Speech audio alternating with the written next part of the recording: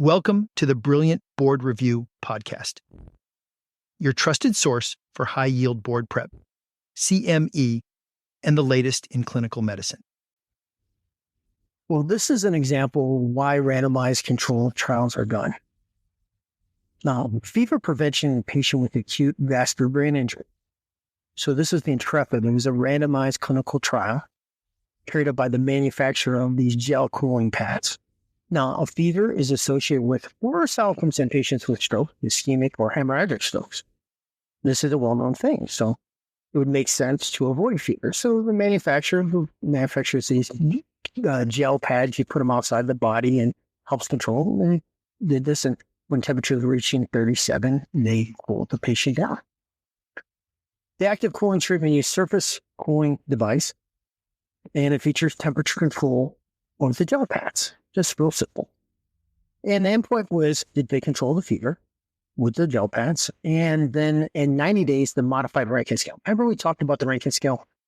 The Rankin scale is the modified Rankin measures the degree of debility or disability of someone who's had, or dependence, so we say disability or dependence on someone after they've had a stroke. And 0 means they're fully independent, and 6 means they're dead. Why is that important? Well, just think about it. First of all, would you want to have someone wiping your ass for the rest of your life?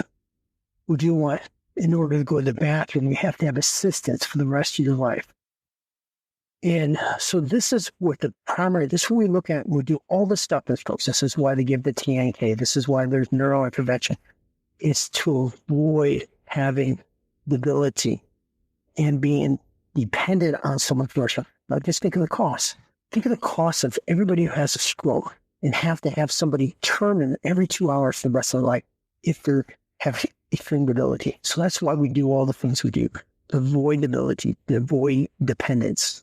Now, in the study, there was 677 patients, 254 had ischemic stroke, 233 had an intracerebral hemorrhage, and 200 had a subarachnoid hemorrhage. Now, they proved they were able to lower the fever. So the gel blankets worked, they lowered the fever. But to modify at 90 days, there was no difference in the mean modified Rankin score. They were both 4 in both these groups.